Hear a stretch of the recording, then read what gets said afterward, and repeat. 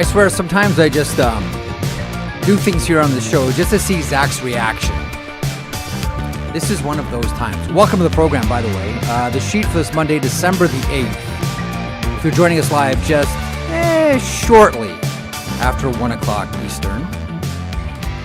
It's Monday. A little bit late for the Zoom call today, folks. Thanks a lot for joining us. Lots coming up on the program today. But Zach, who was on death's door this weekend, as I understand it as well. Just like, as I understand it, you had, how shall we best phrase this? 1 foot in the coffin and 1 foot on the banana peel. Is that how it felt to you, Zach? You were that close into having that final dirt nap? Is that true? That sounds somehow better than how I felt this weekend. Oh, gotcha. When I woke up yesterday to a text from you that said it was at 8:45 and I woke up at 1:30 and I was like, oh shit. You didn't get my text till 1:30? I'm like, oh man. By the time I woke up, yes, because I'd finally slept for the first time in like 3 days, and I was like, I just need to sleep. So it was a tough weekend. That's not, people don't care about my complaining, but yeah, it was a battle this weekend. Well, I'm glad that you're on the right side of the lawn today, and we assume for the entire week as well. So congratulations on beating whatever it was that you had. I'm glad you're much better today. Whatever it was, it was bad. I hope nobody else deals with that. Let's just say that. I'm ready to work.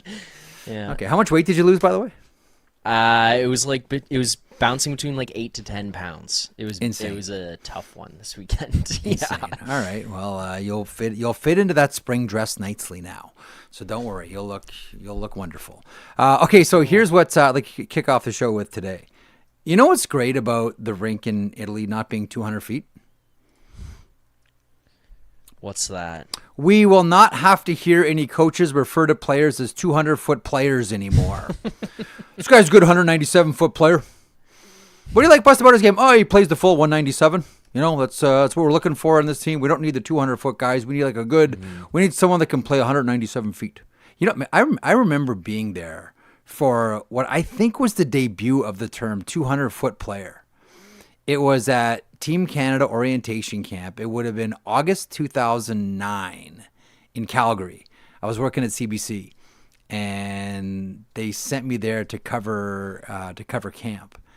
And it was after it was before one of the skates, and we were scrumming Mike Babcock, and one of the someone, I can't remember who it was, some media member asked him like what type of player they're looking for. This is in advance of cuts, obviously. And he said, blah, blah, blah, blah, blah, blah, blah. And we really need good 200-foot players here. And the way that the media reacted was like light bulbs. Bing, bing, bing, bing, bing, bing. New term. Bing, bing, bing, bing, bing, bing, bing, bing. New term we can overuse. Bing, bing, bing, bing, bing, bing, bing, bing, bing. Just went off, and everyone like right away like put their heads down to write it down in case they forgot the term 200-foot player. So I think the origin story of 200-foot player was from Team Canada Orientation Camp 2009. That's what I believe. But anyhow, the good thing about having the rink shorter is we're looking for, I just want John Cooper. Like, I don't want much in this world. I don't ask for a lot of things. I don't ask for presents at Christmas. I don't come on here and ask anyone to do anything for me. I just ask for one thing this year. I just want John Cooper or Mike Sullivan at some point this year leading up to the Olympics to say, you know, we have a lot of really good 197-foot players here, and that's what we're looking for. That's what we're looking for out of our team. We need someone that'll play the full 197. I think if there's anybody savvy enough, Cooper could do it. I think if anyone hip enough to say we want a good 197-foot player, it would be John Cooper. Let's get to what's coming. By the way, did you see there was a radio report today about an outdoor rink in Milan and a Quebec-based company being approached by it? Oh yeah, here's your radio hook of the day. That story still to come. But first on the show today, it was an interesting morning for your boy. But coming up now, let's let you know what's going on in the program today. The Blueprint, as always, is powered by our friends at FanDuel. Download the app today and play your game at FanDuel. She is standing by. She'll be with us in a matter of moments. No stranger to anyone here, anyone who reads The Athletic or watches or listens to various properties across North America. She is, of course, Shana Goldman from The Athletic and the Too Many Men podcast. She will stop by. We will talk about, amongst other things, but not exclusive to, the Jacob Trouba hit on Ryan Leonard. We'll talk about the Foster Hewitt Award and how all of a sudden the doors have been opened for the Barry Melroses and the Dave Hodges, etc. of the world. Some of you oldsters might say, when are you going to mention something about Ward Cornell? Yeah, Ward Cornell. We'll throw him in as well. Senior writer for Canucks Army and a mainstay on the Sekeres and Price show. Jeff Patterson will stop by. Why? Because we're going to talk about Quinn Hughes and Elliott's report on Saturday about there being a conversation between Vancouver and New Jersey about Quinn Hughes. Not that anything is imminent. This all does feel like the slowest moving trade we've seen in a while. Every now and then we're going to get another breadcrumb, and this weekend was another one of it. And by the way, it was kind of funny to watch everybody go banana sandwich when Quinn Hughes was asked about it, and he referred to Tom Fitzgerald as Fitzy. That will come up a little bit later on. In the meantime, a pleasure to welcome back to the program someone who loves all things dill pickle, probably as much, if not more than I do. She's the great Shayna Goldman, and she joins me on the broadcast now. Hello, Shayna. How are you? I'm good. I have an update for you. Speaking of dill pickles, I don't think we talked about this yet. I did try the dill pickle salt fries I sent you from McDonald's. I did try them. Hold on. Great activation. I love how they're not called, it's not dill pickle salt. It's called Grinch salt. Did I get that right? Yeah. Okay, so how was the dill pickle / Grinch salt? Which is a great idea, by the way. It's marvelous. It was good. It comes in a packet so you can mix it yourself. I only used half the packet. It's a little bit much, I'll be honest. What? Okay, so it's very salty. I think you could have had a little more of like the sweet dill flavor in there to counterbalance it, but then again, it's Grinch salt. Yeah, Grinch salt. It works. Yeah. But I did like it. I would get it again. Had to bring that one up. I got it last week. Excellent. Yeah, you did send me the text about the Grinch salt. Made my day. I remember just watching hockey games, sitting there in my office, and all of a sudden the text pops up with a picture of dill pickle salt from my friend Shayna. It's like, yeah, that's the relationship we have. We just send each other dill pickle shiz, and off to the races we go. By the way, I don't know if you heard off the top of the program, lobbying for at least one of the coaches of the Olympics to refer to their players as 197-foot players. Can we please have, if any of the coaches are going to say it, it's going to be Cooper, right? Like, you know what? We don't need a good 200-foot player. We need like a good 197. We need a 197-foot player. Is that too much to ask? Yeah, why not? No, it's not. And from Cooper especially, I think he's so careful with his words. I mean, you can tell he was a lawyer based on the way he speaks all the time. He's very deliberate, and I think he's very good at cutting with his words without, he yells and goes off all the time. But I think he's very good when he wants to keep it even keel. And I think that's just a way to throw shade at the organizers for this. I mean, colossal fuck up. I get it. It's 4 feet, but come on. You had 4 fucking years for this and you can't get the rink size right. Well, you know what's as I said off the top of the show, I was going to mention it later on, but here we go. I might as well get into it now. So this morning on a show called Le Club du Matin, talking about how a group, and I do know one of the members from this group, he used to be a goaltender of the Quebec Ramparts of the QMJHL about 1 million years ago, had a minor league hockey career. His name is Patrick Couture, who works for this group. Anyhow, what they were reporting on the show this morning is that this group who makes rinks are called Cinderglass Canada. They most recently just constructed a rink in Trois-Rivières, an outdoor rink. That they were reporting that this group was approached by people at the Olympics about building an outdoor rink in Cortina, Milan, with the caveat, of course, that the IOC would have to approve and the NHL and the Players Association would have to approve. And I did some snooping, and everybody around it got really, really guarded, and nobody wanted to say anything in the sort of spirit of, we don't want, if this is going to happen, we don't want to mess it up. They do business in Europe as well. And there are a couple of people that just like flat out blanked me. Which is fine, which it happens, and I'm not like the be-all, end-all, you got to get back to me. But I just found it really interesting that was one of the reports that came out this morning. Is there something to it? That is as yet to be determined. But considering one of the issues around all of this is that there's not a plan B, well, maybe this is the plan B. I mean, we've seen outdoor rinks go up pretty quick. At this point, I say to myself, why not? I guess so. Put it over there. We've heard so many different things, and so many different things have gone wrong. So many things have been driven into the ditch here. That wouldn't surprise me at all.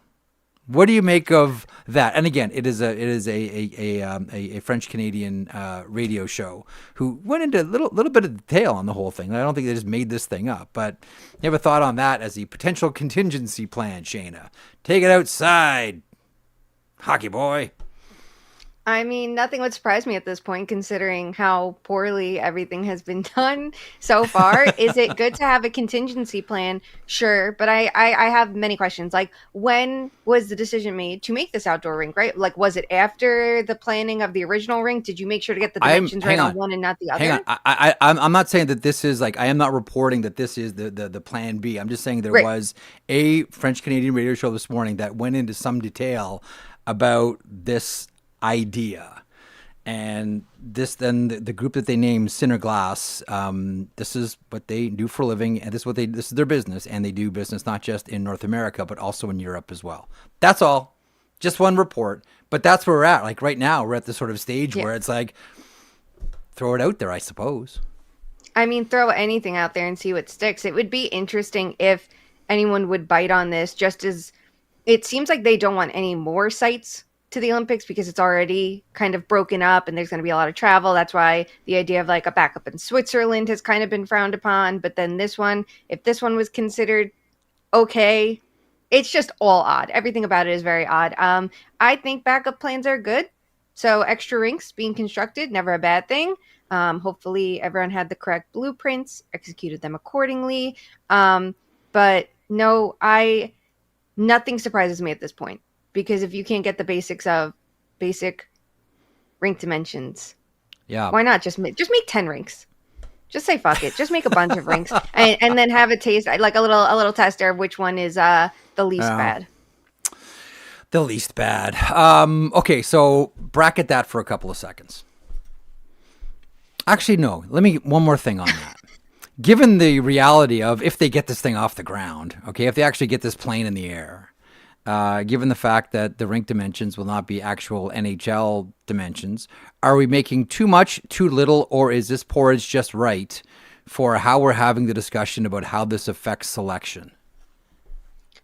I think this is something we could see get overthought for sure. I mean, like, listen, if we get a crumb, we all go wild. That's just what we do. It's our jobs, right? Like, we're paid to talk about this, and the players too. They're going to be asked about this, and it's going to be made into a massive thing. But I also understand why it's going to gain a lot of traction, right? Like, NHLers have not been back to the Olympics since, 2010 now, right? 16. Or was it 20? Sochi.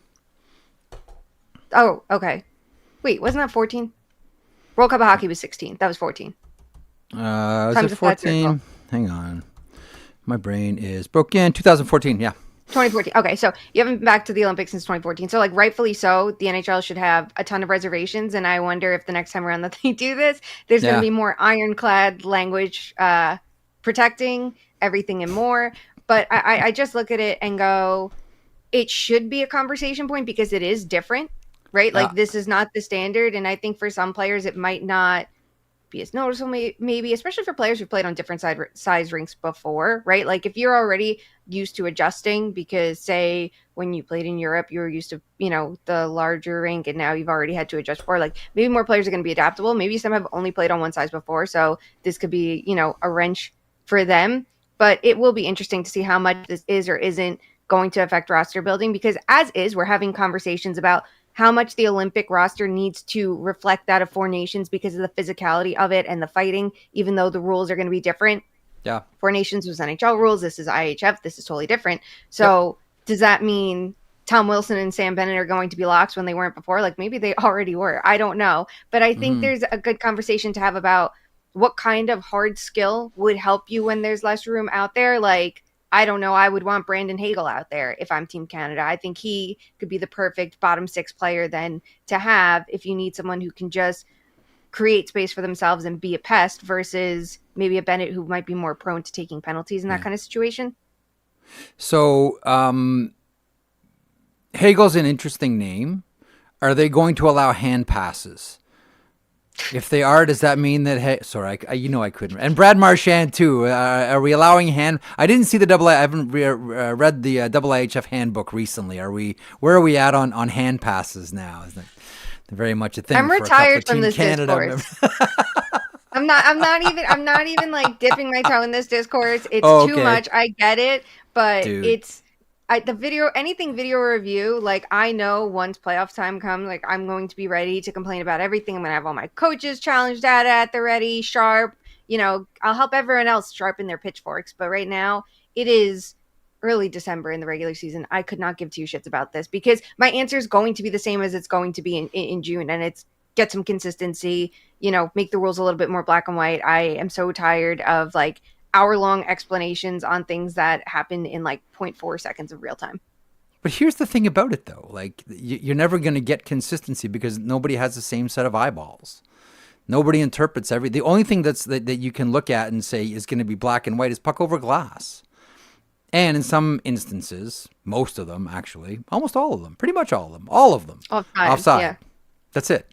Other than that, like, I'm always a little bit amazed at how people are still not really grasping that penalties are an interpretation of the rule book in a lot of ways.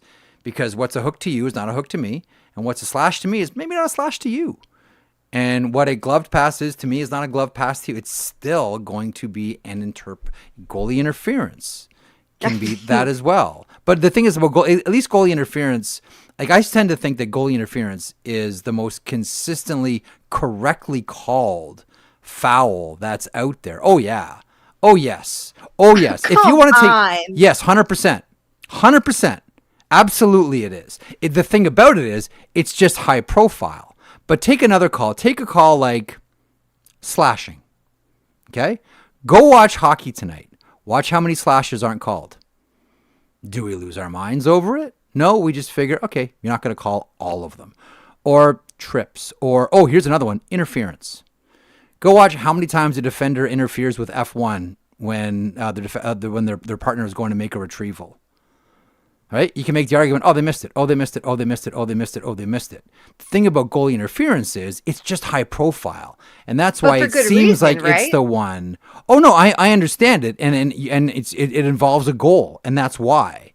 But it is high profile. But all I'm saying is when you look at the nature of infractions in the NHL, I think that is the one that is most consistently called correctly based on the simple formula of if you're in the blue, that's on you. Your liability is sky high. Are they going to get it 100%? No.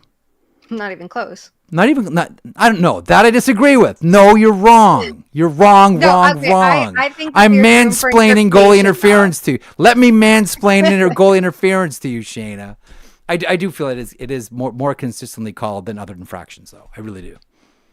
I have a tough time with this one in that I think that there's room to get rid of some of the gray area in the rule book that would allow less interpretation, like still accounting for human element. Everybody wants that. That's fine, right? But I think that there can still be a little bit of clarity. It's really tough because in years past, we would look at playoff numbers too and be like, wow, it's so much worse in the postseason. And this was something like I was really focused on last year because there were some really odd choices for challenges. And sometimes it felt like coaches throwing the kitchen sink at it. And I think that skews the numbers a bit in the playoffs versus the regular season, right? Because it's a more desperate situation. You're going to try and whatever sticks. But I do think there's room for improvement on all officiating. And it's easy for me to say from the cheap seats. I understand that. Mm-hmm. But I think with a lot of things, there's too much gray, and then the NHL says, well, human element, but it's like, no matter what, like you said, everyone has different eyes and they're going to call things differently. So limit how much there is to have that consistency. If we want efficiency, right? And we are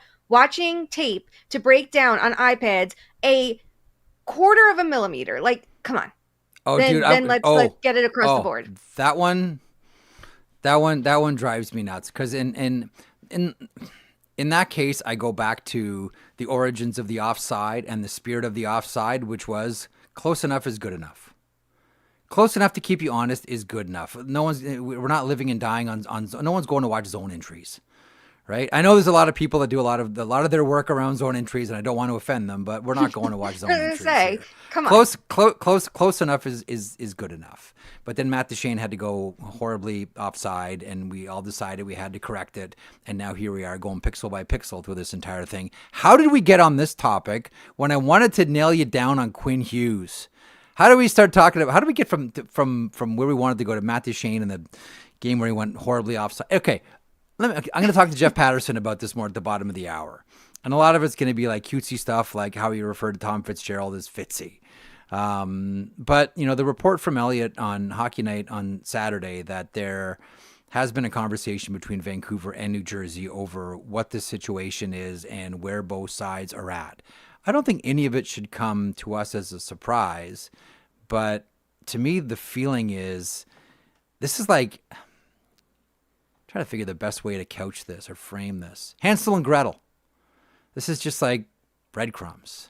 Like, that's where this is leading. It's going to be like a tiny little morsel, and then it's going to get gobbled up, and then it's going to go away for a while.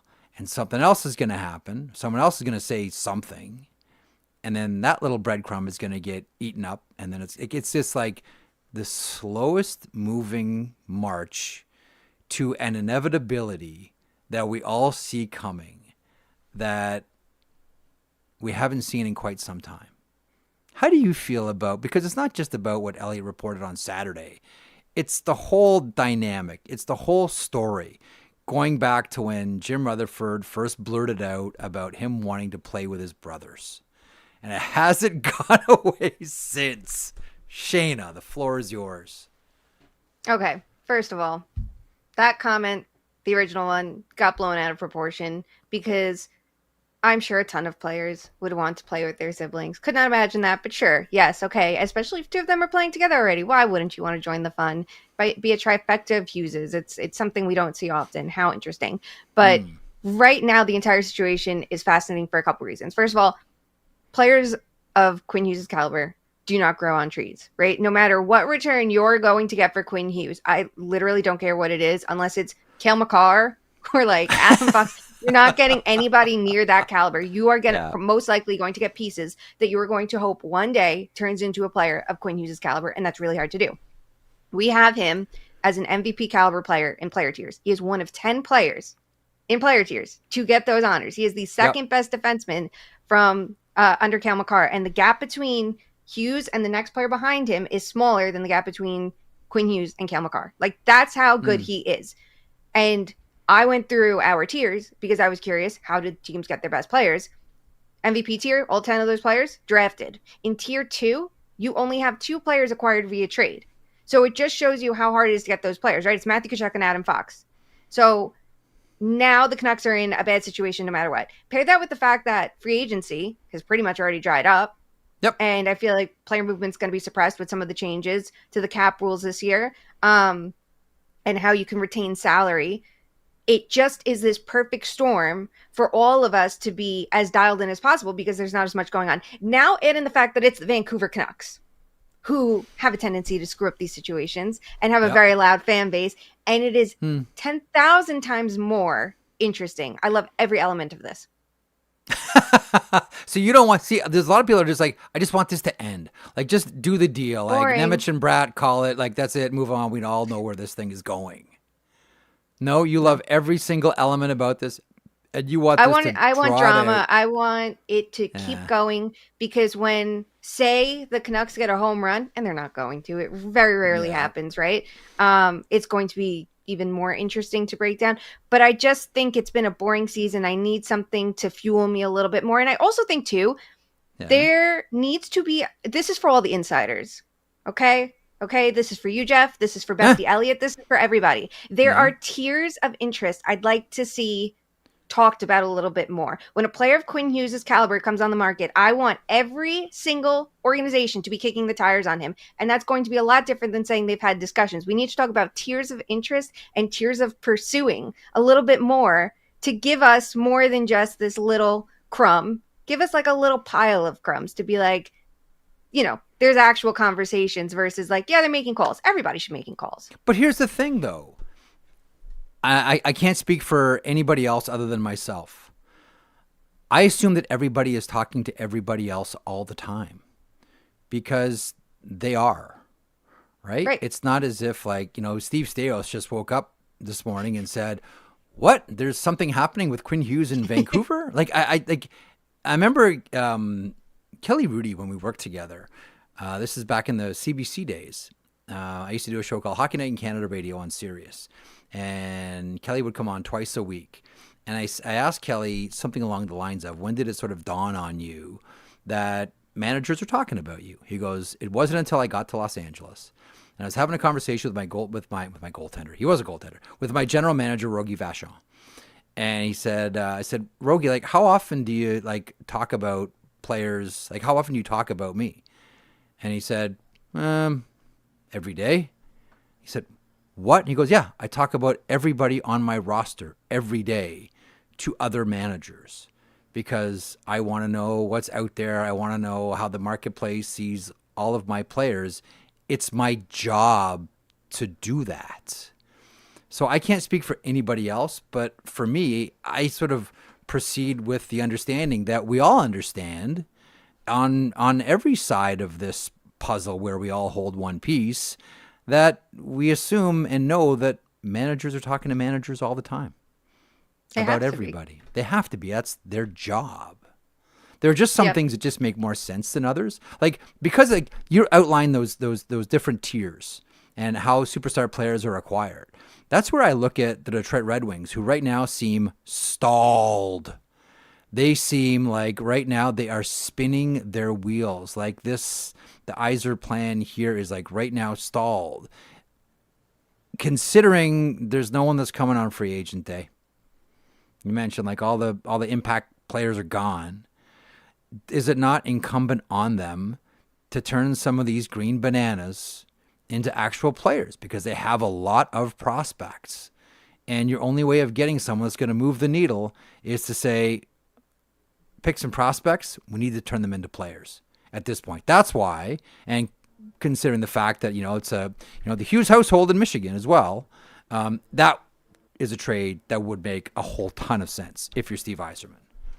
Yeah, totally. And I think it's incumbent on them to do something. It wasn't incumbent on them to do something 2 years ago. I feel like we have been waiting for the next step of this process for so long that now it's like that pressure point is peaking to me, because I think 2 years ago you could say, well, Seider and Raymond aren't even at their peak values, and like you have a little bit more patience. But I look at it now and I'm going, you're getting into this window now for Raymond, Seider, and Larkin, and it's not a short window, right? It's not like Seider and Raymond are 30 years old and it's like, okay, you got a couple minutes, let's go, right? But you want them to have the best possible chance of winning, and the Red Wings, their best possible chances hinge on these three players. So why not do whatever you can to build a stronger contender around them? So they're a team that feels like they're poised for just a giant swing, and it's felt like that for a while, or multiple big swings, right? Like DeBrincat was one swing. Okay, now keep going, keep amping it up even higher. So yeah, their name makes a lot of sense. A lot of teams in that position make sense to me, that like they're turning the corner, they need that next push, because not every team is in the perfect position. And also with Quinn Hughes, you have the extension to consider, right? Like if you're a rebuilding team, he might not have the interest of signing long-term there. So you need it that you're in a better position than the Canucks are. Right. Makes sense. Next time we gather, let's talk about Moritz Seider, speaking about the Detroit Red Wings as well. Let's have that conversation. Okay, dismissed. You've done enough to smarten up the program. Our brains have expanded. We're a lot smarter and a lot kinder because of you. Thank you, Shayna. Thanks for having me. There she is, the great Shana Goldman from The Athletic and the Too Many Men podcast, joining us here on a semi-regular basis on the sheet. More on Quinn Hughes and the Vancouver Canucks. Stand by. But first, this segment is a presentation of Bauer and the Bauer Pulse, the first Bauer stick to feature their latest kick point innovation. This is actually really cool. Powered by 2 distinct energy zones in the shaft. The stick is designed to adapt to your game with the loadability and precision of a mid kick and the explosive, unexpected release of a low kick. So I'm guessing good for defensemen and good for forwards too. Catch goaltenders by surprise with a quick shot they'll never see coming, or make dynamic plays in the zone that will have defenders scrambling. Combine all of that with new raised grip ink on the shaft, and Pulse will stay in your hands while you put the game in your hands. Exclusive to Bauer Hockey, the Pulse contains ultra lightweight and rigid boron fiber material, which creates a high strength to weight ratio and optimizes energy storage and also increases reactivity. Featured on 40 flex sticks and above. The perfect gift for hockey lovers. Bauer's holiday gift guides make it easy to find gifts for every type of player or fan, from on-ice gear to lifestyle apparel. For more information, check out Bauer.com. Mystery minis are always a hit. With that, we'll get to the senior editor of the Canucks Army and a mainstay on the Sekeres and Price podcast as well. He is Jeff Patterson, here to tell us why we should all calm down about Quinn Hughes. Jeff, how are you today? I wish I had a good logical debate for you there. I'm all right. Just want you to know I'm here at Rogers Arena, Canucks on the ice, morning skate. You were talking about the Red Wings. They're in town tonight. And Jeff, 30 is the number of the day here in Vancouver. It is Thatcher Demko's 30th birthday. Oh. It is the 30th game of the season for the Vancouver Canucks, and should they win, they might just climb into 30th place in the National Hockey League standings. Putting a bright spin on all of it here. So 30 is the call of the day, but I mean, you know, one of the things that we're wondering about here is not a number, but a name and a nickname, and the nickname Fitzy. Now, when I saw Quinn Hughes use the term Fitzy as opposed to Tom Fitzgerald, my first thought was he hangs out with his brothers. He lives with his brothers. They're employed by the New Jersey Devils. Whenever they have conversations about their manager, Jack and Luke both say Fitzy. So that's the environment that Quinn Hughes is around. Now, knowing that around this story, there are no small pieces of it. Every piece of this story is a large piece. I had a sense that this was going to get ahead of everybody and quickly, and sky is falling and Chicken Little and oh my God, he's gone and all of that. And everyone took the ball and ran with it. What did you make of Quinn Hughes referencing Tom Fitzgerald as Fitzy over the weekend? I kind of laughed and shrugged it off, but I don't think I was in the majority. Yeah, I think I'm like most. I mean, it kind of caught me in my tracks. You don't generally hear players talking about general managers by nicknames, but we live in a hockey world, and the brothers, the three of them, obviously have been raised in a hockey world. If I'm not mistaken, there's a relationship between Jim Hughes, the dad, and Tom Fitzgerald that goes way back to the college playing day. So Tom Fitzgerald has been in the Hughes realm and in the Hughes blood for decades, literally. So I'm inclined to give Quinn a pass here, but it's impossible not to take note of just how casual he made it sound as he slipped that in there. And said, I'm not on this phone call, and he wasn't. And he was presented with this news right after the game the other night. I do think probably caught off guard a little bit. So Quinn's a pretty calculated guy. Again, a captain in a Canadian market. I think he understands that everything that comes out of his mouth is going to be dissected a billion different ways. And it's such a hot button issue that he has to know that this was going to raise the temperature just a bit. So I was surprised. I was surprised, but at the end of the day, they are hockey guys, and everybody in the grand scheme is a Fitzy on some level, isn't he? That's just the world. That's just the world they live in. I honestly, I didn't really think anything of it other than just to giggle when I heard it, and just figuring that's how Tom Fitzgerald. It's funny. I was doing the podcast with Bruce Boudreau today. He's like, everybody calls me Gabby. Even people that don't know me call me Gabby. It doesn't matter, if I'm with the Capitals or the Ducks or the Wild or Vancouver Canucks, people just call me Gabby, even if they don't know me or not. That's just the name that I'm known by, much like Tom Fitzgerald is just known as Fitzy. Does this feel like, and I would imagine that most transactions are like this, they're just not public, but this is like, if it does go the way that many of us are anticipating, it does feel like the world's slowest moving trade. Does it feel that way to you, J-Pat? Well, to a degree, but Jeff, the Canucks get one crack at this, and they have to get it right. Right? Like, yeah, this is the best player that they have on their roster currently, and he is on a very short list of the best players they have ever had wear their uniform. Yep. And so, given where they are, and I made light of it off the top there, but they're 31st in the NHL standings with Quinn Hughes playing 30 minutes a night, and they're still where they are in the standings. And so, and it's nothing that Quinn Hughes has failed to do for the organization. The organization has failed to build a winner around one of the best defensemen and one of the top players in the National Hockey League. And they have had ample time to do it. And I think a lot of the fear out here is that, and maybe Quinn has this fear as well, that if he commits long-term to the Vancouver Canucks, that it's just going to be more of the same. Like, he hasn't, aside from the 23-24 season, where everything came together and they had almost perfect health, and so many guys had career seasons that just aren't repeatable. And then we know the drama that worked its way into the locker room. And so if they are going to go down this road, they can't just sell to the first bidder. They have to create a market, and there should be a massive market out there. Yep. And I'm in this camp of, again, nothing's gone right for this organization. This fan base out here is now rabid for a full-on rebuild.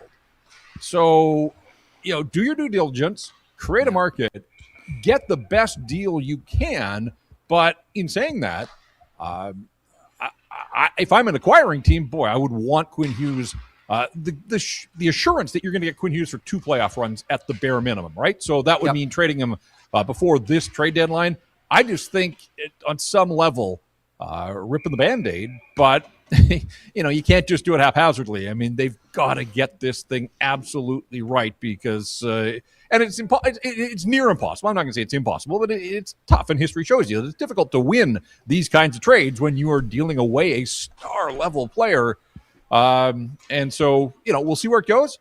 So, yes, I mean, it's been talked about, and it's going to continue to be front burner material out here on the West Coast and really around the National Hockey League.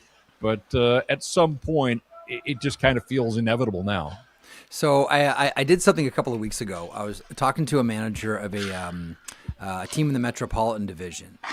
And I said, I'm trying to figure out in my brain, what a Quinn Hughes deal to New Jersey would look like. And I said, in my mind, I'm just like, am I off base or on base here? And I was throwing out Simon Nemec and Dawson Mercer, first round pick. And he said, if that's the deal, I'll be livid, as will everybody else in the Metropolitan Division. They have to pay more. It starts with Jesper Bratt, and then you start adding on. I think there's a lot of people in the Metropolitan Division that are saying to themselves, man, if Quinn Hughes is coming to the Metropolitan, New Jersey better pay. It just can't be a couple of prospects and a couple of picks, future. They have to give up something significant. That's the is everyone feeling this way? It's oh yeah, if he's coming here, New Jersey better give something up. Do you feel the same way? They need to give up significant roster players to the Vancouver Canucks here. I hear you loud and clear, and yet if you're the New Jersey Devils, you're making this deal to try to win the Stanley Cup, and so you don't want to slash this roster that you've built. And so again, this is all part of negotiation.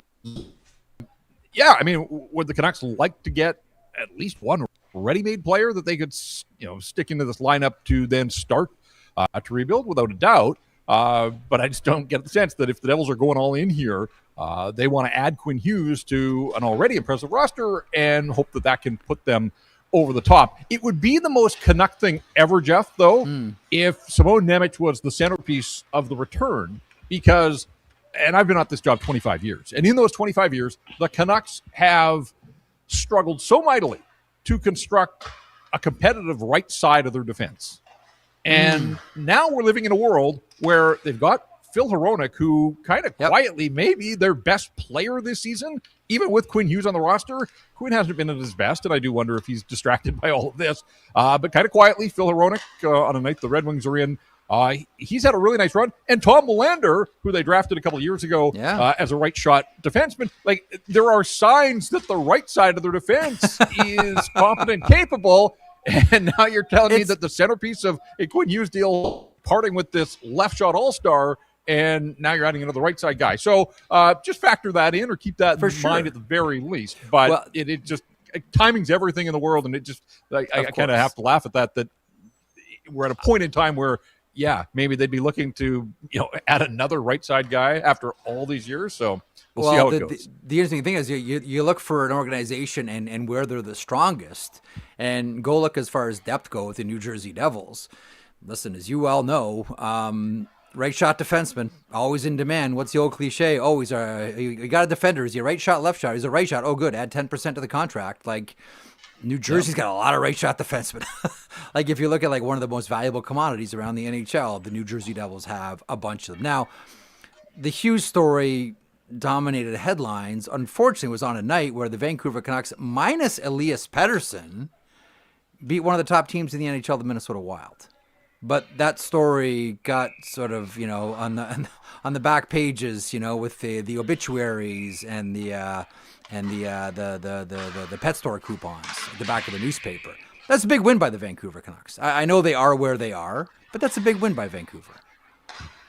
It's funny. They had played well and actually outplayed Utah here on Friday night, but in a very Canuck way.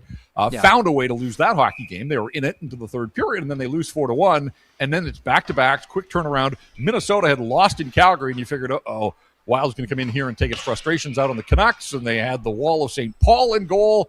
And, and then Elias Patterson starts the warm-up and leaves, and you're just thinking, come on. Like with every other injury that the Canucks team has endured this season, now you're taking EP40 out of the lineup, and I don't think anybody gave him a chance, and that's why we love sports, and you never know, and it's why they play the games, and sure enough, Minnesota opened the scoring early, and then the Canucks thought they had tied it and had a goal disallowed, and again, you're thinking everything's conspiring against this team, it's just not going to happen, and then they punched a hole in the wall in St. Paul, and found an opportunity to get back in the hockey game. So, credit to the young guys that stepped up and performed. Like, Atu Ratu had 3 points, first time in his career. Tom Melander scored his first NHL goal. The one Elias Patterson they did have in the lineup, he scored as well.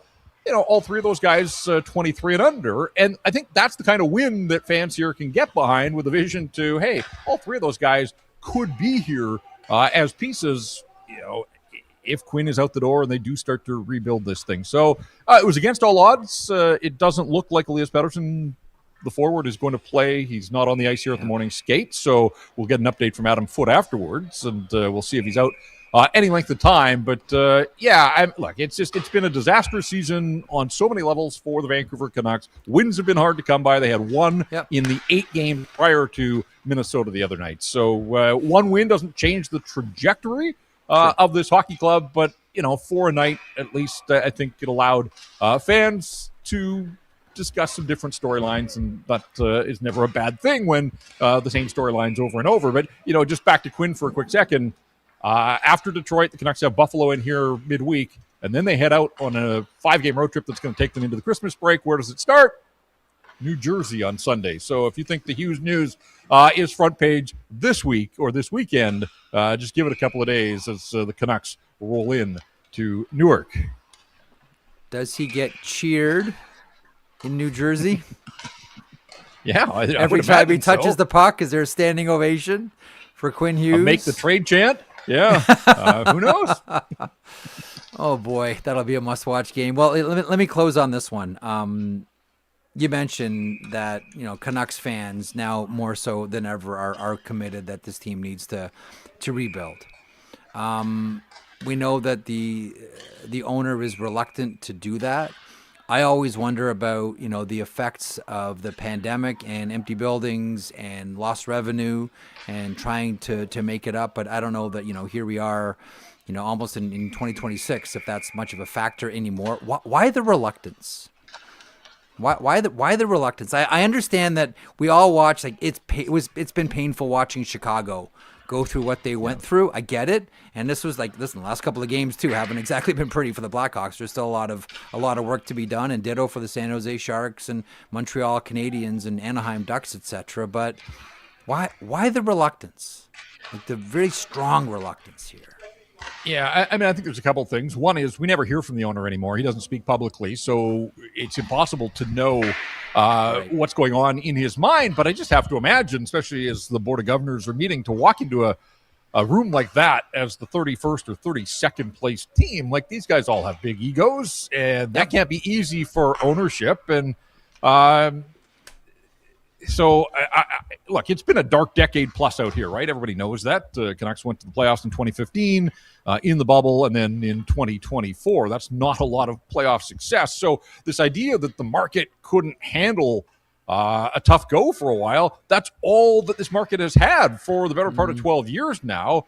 And quite frankly, the future doesn't look terribly bright, even with Quinn Hughes in the lineup. There's still so many concerns about Elias Patterson and where he is, and not just short-term today because he's not in the lineup, but, in terms of the superstar player that once was that hasn't returned.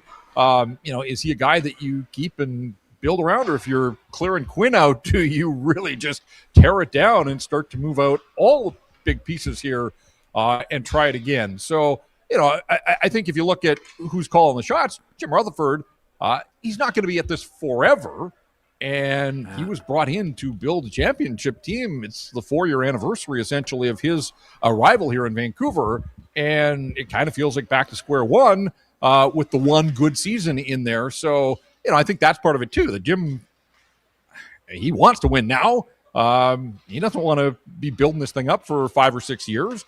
But ultimately it comes back and the owner calls the shots here, and it's, playoff revenue in and of itself just doesn't seem like enough of a reason to be so reluctant when, like, really chasing 2 home games possibly each spring. Like, how, where the revenue comes when you get on one of those runs and you host 12 playoff games like they did back in 2011, but 2011 just feels like a lifetime ago now.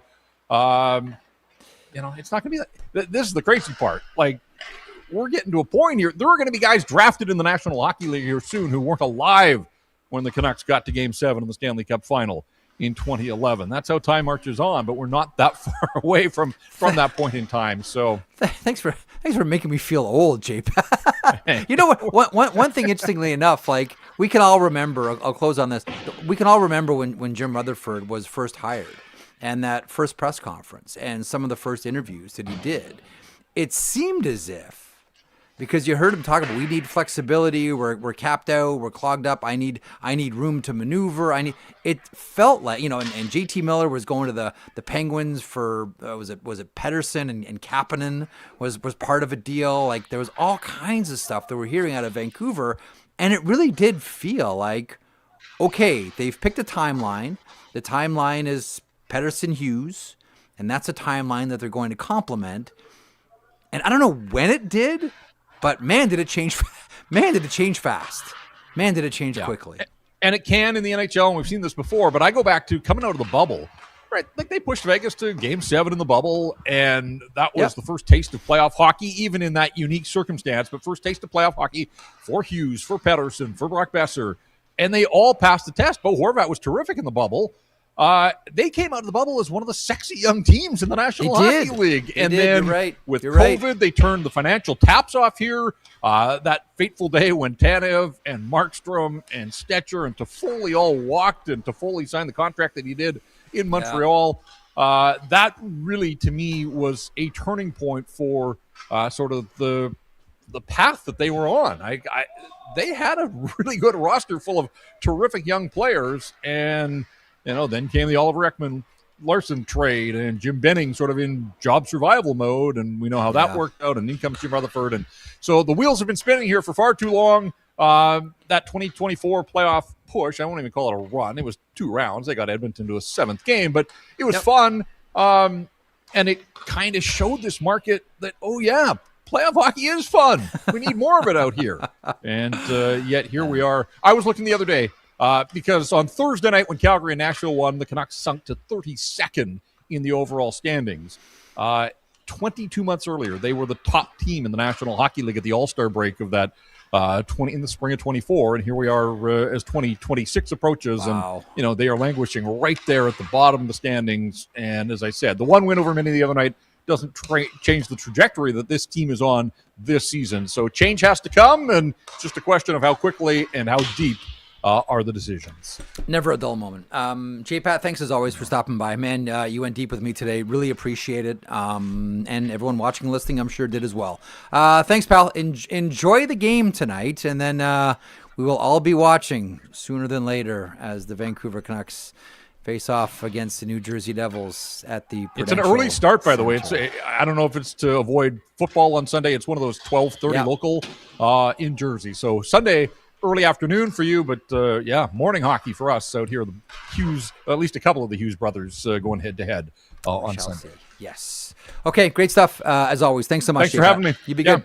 Jeff Patterson, man, is he ever good. And going deep and very thorough with his answers and his perspective as well on the Vancouver Canucks. Again, the Fitzy thing is it's a quick, easy headline. It kind of sounded weird for a lot of people.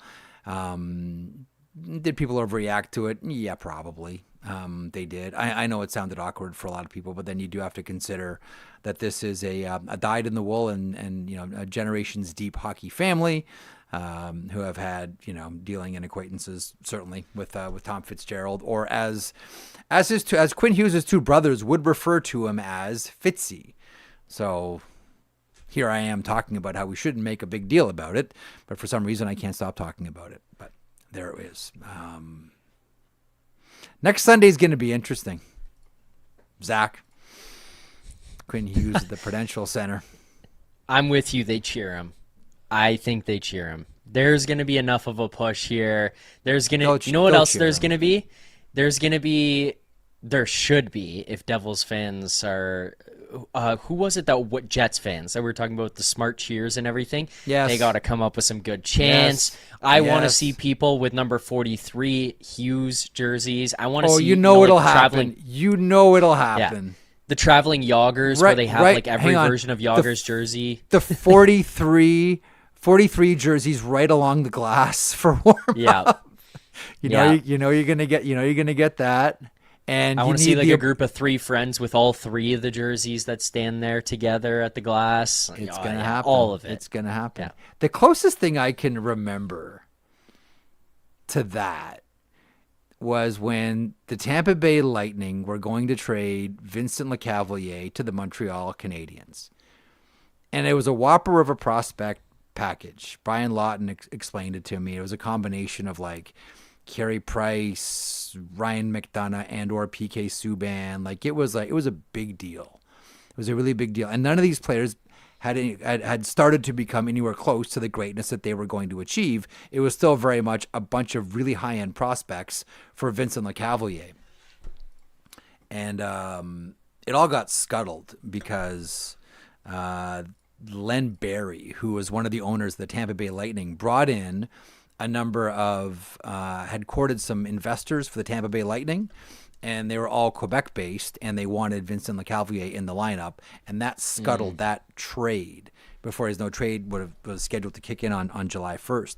But the All-Star game was in Montreal, and Vincent Lecavalier getting off the plane in Montreal, like at the airport, was just like swarmed with Montreal Canadiens fans, and he had this look of dismay bordering on horror of all the fans that had showed up to watch Vincent Lecavalier of the Tampa Bay Lightning. Yeah.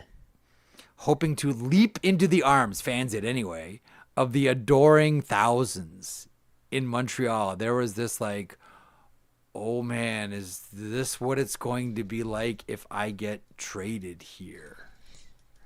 And it almost happened. He almost got traded, by the way, the Toronto Maple Leafs, as I'm sure you heard, because they wanted a second line center behind Sundin. You've That told one me got that. settled. That doesn't make me feel better. That doesn't make me feel very good. But you know, this is a different situation, but it just reminded me of this. I don't think we've ever said this on the show. But the Brad Richards sweepstakes. And remember, I believe Oh, God. 99% sure it was Brad Richards, and there was the lineup outside of like Newport outside offices the in Mississauga. yeah. Every time I hear about like ridiculous. people waiting, that's what I think about, and like that is Yeah. the most insane thing of all time. We've never talked about it here on the show, I don't think, but yeah, you bringing that up made me think about that. Everybody waiting outside the Newport office. And everybody had their presentations ready to go. Yeah. There was like, like the various cities, like Board of Trade had videos that were made about, like it was it's a tourism board. Like everyone had like these high-end videos made for Brad Richards. But that's the thing too. And Shayna was mentioning this a couple of seconds ago too. Like players like that don't hit the market in hockey. Yeah. They don't. Look what we just went through. Oh man, next year's going to be crazy. McDavid and Eichel and Kempe and Kyle Connor, this is going to be crazy. Man, Nature's like, no. Now it's Alex Tuckmania. Where's he going to go? Is he going to go to Vancouver? Is he going to go to Edmonton? Like, Yeah, and with all due respect to Alex Tuck, I don't think that like if the Leafs sit down with him that they've got the Canadian Tire board members in the office. Like, I just don't think that's. oh, and where did that happen, Zach? I'm just saying. Steven Stamkos? What? Yeah. Oh man, that was funny. I think about these free agent things. They make sense. Like in a vacuum, they make sense. In the grand scheme of things, it's insane to think about, like the courting that goes on and treating people like that. Yeah, it's funny. But why though. not? I love it. Right? Like when you consider how hard it is to get these kinds of players. Like, Yeah. Man, can you imagine if hockey was like basketball? Or hockey was like baseball? How awesome would that be? Like Alex again, Tuck is on the plane. Alex Tuck is on the plane. He's on the private. Who's the I'm trying to think about like who would have him on a private jet that we could be tracking. Like whose private jet would we be following? Well, remember July? No, Jeff Follett did that with Mike Babcock. Remember when Jeff Follett tracked the plane? That's right. Because he was interviewed in Buffalo and then Toronto. Oh yeah, Yes, Jeff Follett, bless him, MLSE man. Like, plane. it was awesome. You remember that? I'm gonna You remember make that my one. Twitter. Yeah, I remember that. I'm gonna make my tracking Twitter planes. account like an MLSE plane tracker. Where's it going? Who could this be? All right, what did we talk about today? Anything really pressing for you? By the way, I don't know if there's anything there. I have my own sort of theory about it, but the Seattle Kraken are in a bad way and are still a team that's looking for an identity. Had a good start to the season, but like they've discovered that you have to score goals to win in the NHL. They lose to Detroit Saturday 4-3. Shane Wright, did you see the minutes he played? No, you're out of it. You were a zombie on the weekend. 11:24, just over 11 minutes for Shane Wright. I don't know what's going on there, other than maybe.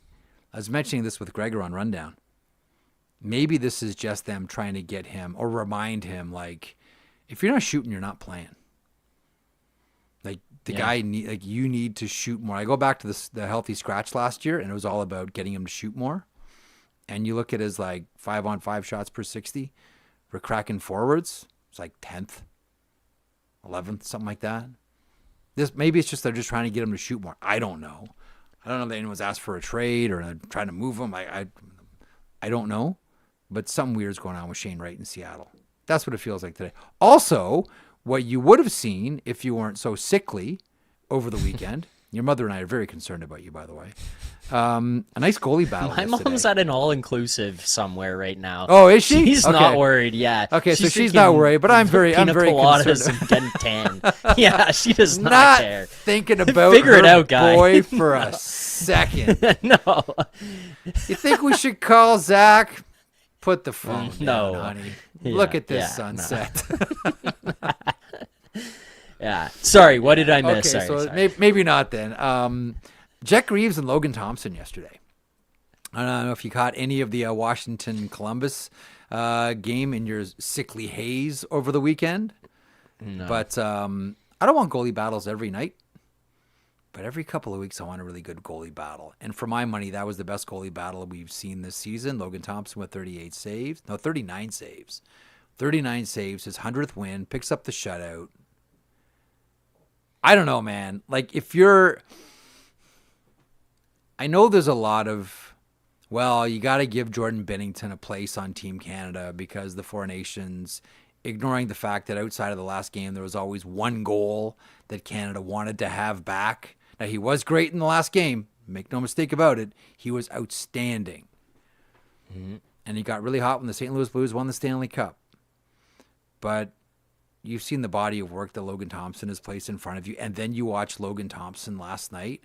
There was a moment. So Hendrix Lapierre caught Cameron Gauntz with a high stick. It was pretty funny. Gauntz goes down, and then he gets up and he picks his tooth up off the ice and carries it off the ice down the hallway to the dressing room. I always like it when players pick up their teeth off the ice. I like those. When you see them looking down, being like, uh-oh, there it is. By the way, as an aside, that used to happen in the NHL with a lot more regularity.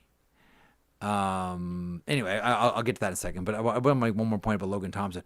Watching Hendrix Lapierre goes off for 4 minutes, double minor for that one, okay? And Logan Thompson put on a clinic of throwing himself in front of pucks. Even if you're the biggest Jordan Binnington fan in the world, you got to look at Logan Thompson and look at that game yesterday and go okay, Logan Thompson's the guy. Yeah. Logan Thompson's the guy should be in net. So I think you would just have to bring Bennington, no matter what. But yeah, I'm with you that Logan Thompson right now is the guy. He's the one who deserves the net of the two. But I just don't see why you wouldn't or how you don't bring Bennington, just given... I can't even say the body of work because you're entirely right. What is the body of work? The body of work is effectively a great playoff run and then playing unbelievable in the final game. And he was good in the other games, but he had those moments like you said. But I think that final game earns him the spot, and Coop seemed to believe in him, which is also a pretty important factor here. But I'm with you. Logan Thompson's my number one. Brock Badger, Canadian University Hockey as well, which is a pretty cool progression from Canadian University to be now potential for Canadian Olympic goalie number one. It's pretty awesome. How quickly can you turn a picture around on the show using Google Images? What do I need to do? I'll try my best here. Because picking up teeth is one thing, but there was something else that happens, not regularly, but every now and then that used to happen in the NHL, and it always makes for a funny picture. Type in hockey players look for contact lenses. Because there's a great picture of the Toronto Maple Leafs and the Chicago Blackhawks from about 1 billion years ago of someone losing a contact lens, and the game stops and everybody gets down to try to find let's see how fast I can get this thing in the contact lens. Did you find the picture? Yeah, I think so. How quick can you turn something like that around to people that are watching here? Let me get this. There's another one. Oh, here's another great picture. 1980 at the arena, the Blues and the Nordiques looking for a contact lens on the ice. Look at that. Zach, I hope you're watching us on YouTube. If you're listening to the podcast, go to the YouTube feed and have a look at the Chicago. Oh, look at there's Bobby Bond. The Chicago Blackhawks and the Toronto Maple Leafs to say nothing. Look at there's that one fan on the top left who's pointing like he's seen it from the stands. I'll tell you, man. I'll tell you what. You know what I would love to live? I would love to live a life where I am as confident as the guy in the fifth deck at the baseball stadium who's calling balls and strikes. I want to live with that kind of confidence, and I want to live with the kind of confidence that guy has in that picture behind the glass, pointing out where he thinks the lost contact lens is. I wish want to could live put a with pointer that on confidence. I want to live with that confidence every single day. If that guy calling balls and strikes, and that guy who found the contact lens 3 rows back. What do you mean you don't see it? It's right there. It's right there, dummy. It's right there. I like how everybody's looking in a different spot too. Like this could be, we've got refs all the way into the dot. Man. You've got guys like pressed up against the boards here. Oh yeah. Oh yeah, man. That's a good visual. Contact I love it. lens. Yeah. That's awesome. I thought about that last night watching Brendan Gaunce pick up his teeth. Anyway. I was watching a clip, I think it was on the Missing Curfew podcast the other day.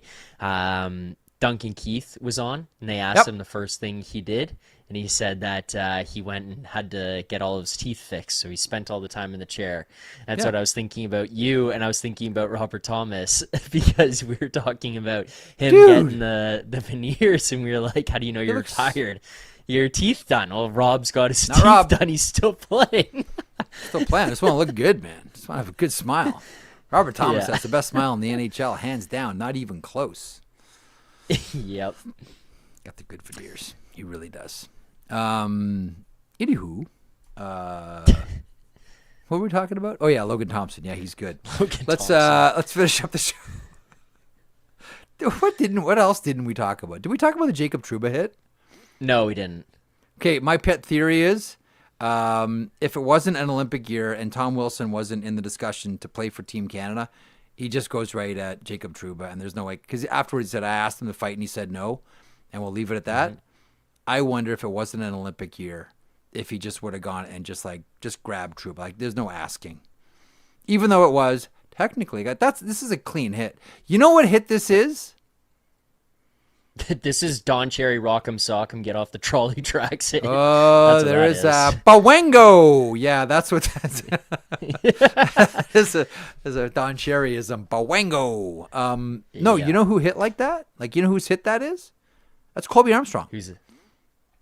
Players like Colby was the master of the guys coming around the net. He would drop down from his wing position and Saku Koivu, and just roast a guy. Rafi Torres was it Jason Williams? Rafi Torres was another guy who made that hit famous. Coming around the net, surprise! That's what that hit was. But anyway, I wonder if it wasn't. Made that hit famous? Who dat? Steve Downey, but not in the same way. Ooh, yeah. That one I think about all the time when I think about coming around behind the net with your head up. I think about Steve Downey coming in 10 billion miles an hour. That one is top of mind when I talk about keeping your head up.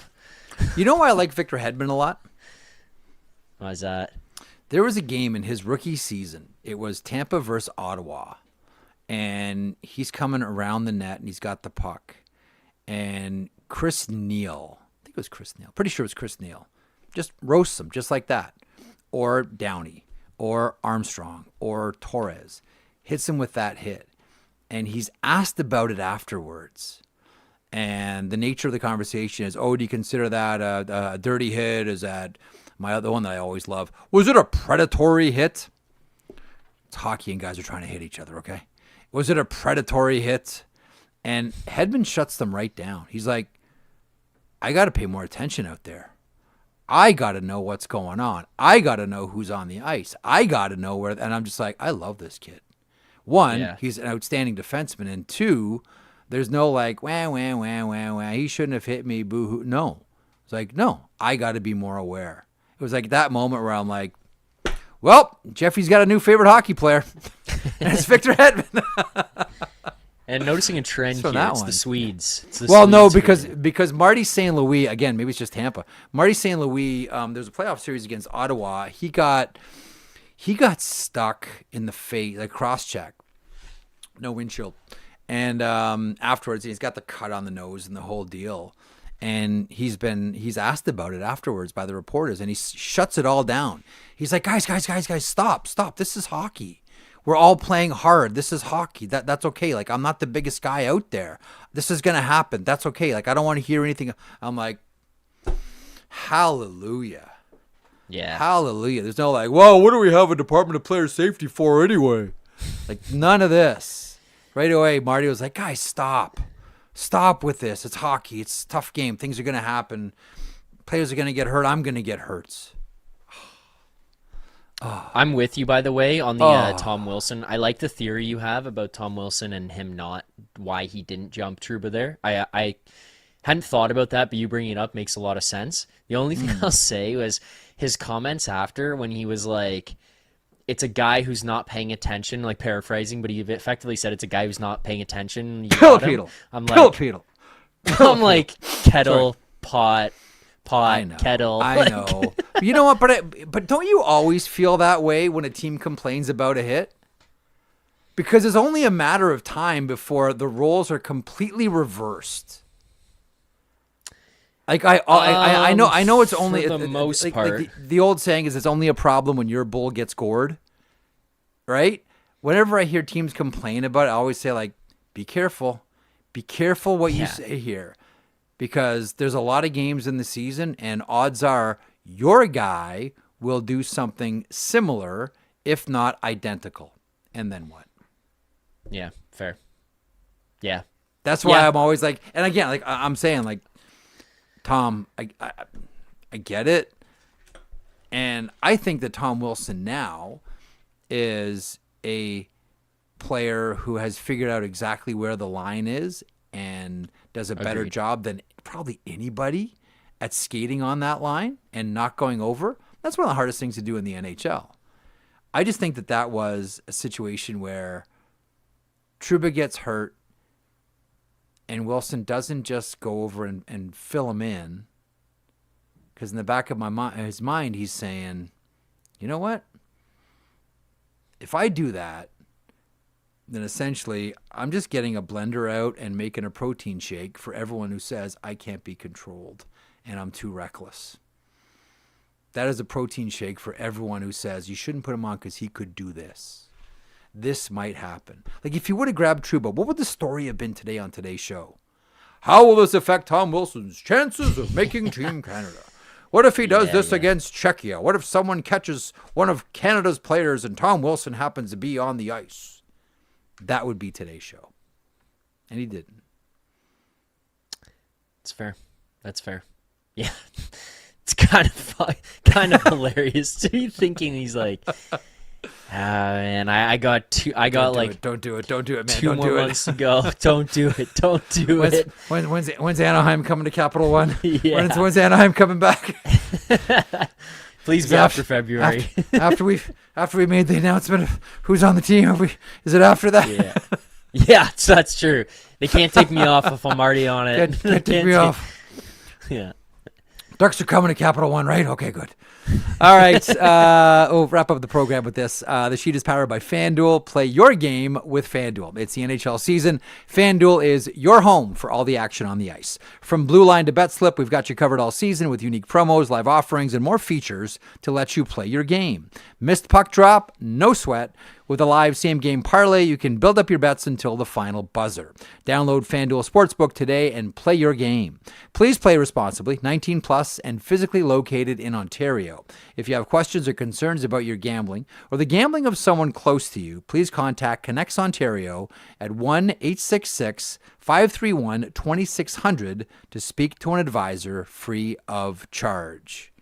Now, were you too dozy on the weekend to come up with a nifty little theme for today, Zacharoo? What do you got?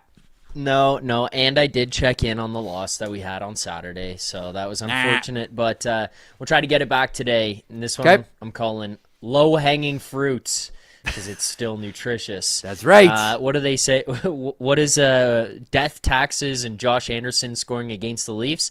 The same goes for Nick Paul as the Lightning face the Toronto Maple Leafs here tonight. But that has also started to change where the Maple Leafs finally have a guy who is able to score against another team on a consistent basis. And that would be Matthew Nyes. So I'm putting both of them in to score here tonight. And then, no disrespect to Jonas Johansson, but there's no easy way to say this one. I'm expecting some goals here tonight. He starts for the Tampa Bay Lightning. The Leafs are not very good defensively. I'm expecting goals, and I'm betting on 2 guys to score. So I'm going over 6.5 in this one as well. That one is plus 1240. $5 pays 62 tonight for Nick Paul, Matthew Nyes, and over 6.5 goals total. Exactly 7 days ago when Pierre Maguire was here, you could tell very much that he was not a big fan of how the organization he was working for let Nick Paul go. Mm-hmm. I don't blame him. Pierre took the high road on the program and didn't roast anybody. Although, as we say on this program, rising to new depths and sinking to new heights. Just go for it. I've never heard anybody on the show say that before. Oh, no? Did I just freestyle that one? Okay. Yeah. Rising to new depths and sinking to new heights. Welcome to The Sheet. I'm Jeff Marek alongside Zach Phillips. Coming up on the program today, blah, blah, blah, blah, blah. All right. Let's wrap her up there. Anything you wanted to mention from your cough medicine induced haze of the weekend? Your Vicks veil that you wore all weekend long. I don't know what you do to get yourself healthy. What do? You have like a homespun remedy? Homespun recipes, anything? I'm a big tea guy. Anytime anything starts going sideways, I'm crushing teas. Peppermint. Like, this was a stomach issue that I was dealing with this week. Ginger? Transparently. Ginger tea? Lots of ginger, peppermint teas, yeah. a lot of it. Yeah, so cranking that. And then ginger pills, like vitamin C, anything you could get. I was going all in. Broth, the most water ever. Yeah, it was fluids and ginger all weekend. So yeah, I told you honestly to tell the chat, I did not watch much hockey this weekend. It was like what's happening on Twitter and just following that, because I was basically laying down and in bed the whole time, not looking at anything. But we made it. I did a show Saturday night as well, so pushed through that one, and I feel better this week. So back at it fresh. That's impressive. You know, I was reading something on the weekend about employers who have. It was interesting. It was about employers who, when they make decisions on who they should hire, and this was an experiment that was run with a bunch of construction workers, and half of them were hungover and half of them were sober, and the employers were more impressed with the ones that were hungover than the sober ones. Because playing guilty. They not just playing guilty, but they realized that no matter how they were feeling, they had a job to do and they could push through. That anybody can do it when you're feeling great. Now, mind you, it's a self-inflicted wound, but still, there is something to say for someone who's not feeling their best and still plowing through. Not that what we do necessarily is hard work. Yeah, No heavy lifting involved here. We watch a hockey game and then we talk about it. And wow, I did a lot of work today. Oh boy, I said a lot of words. I need to lie down. But good for you. Good job. Good job. Thank you. You passed the audition, son. All right, we'll wrap things up. I was a little testy. I will say that I was a little testy. It was a tough. It was a tough one for you, and it's the Habs. I get it. I understand. Yeah. I thought John Tavares was going to get that puck up higher on the backhand too in the shootout, but what are you going to do? What are you going to do? Texier, what a goal by Texier though. We've seen that move before. Texier does have like the super silky hands. I'll tell you what I loved about that game. What do you think I loved more than anything else in that game? What did you love in that game? Scott Lawton, hash marks. Oh, the slap shot, yeah. Oh, so Brian sick. Rolston, Zdeno Chara, Marian Hossa. Yeah. Give me the guy that just comes in and just wastes one. As a few people pointed out to me on Twitter as well, Robert Reichel, although that was against Roman Chechmak and he just threw it right in the pillows. So we'll just forget about that one. But yeah, give me the guy that just comes in and just blasts it. Yeah, that was hash sick. marks. That was fantastic. That was really good. Okay, enjoy the rest of your afternoon, the rest of your evening, rest of your morning, whenever you are listening or watching this program. We thank you for your attention. We are back tomorrow at 1 o'clock Eastern. Greg Wyshynski for MVSW Tuesdays right here on The Sheet. Talking 23 hours. Jeff Marek along with you. I hope you enjoyed the program today. If you did, or maybe even if you didn't, they can't all be gems, folks. Please hit the subscribe button. Also a reminder, every morning, 9 a.m. Eastern, Johnny Lazarus, Colby Cohen, I call them the Impact Players. You might know them as a tandem that makes up the Morning Cup of Hockey. Also DFO Live at noon Eastern. This year, your host Tyler Yaremchuk alongside Carter Hutton. Full day's worth of programming right here on Daily Face-Off, your favorite YouTube hockey channel. And as a reminder as well, Zach Phillips, our producer here for The Sheet, said if you subscribe, he'll buy you a puppy. It's true.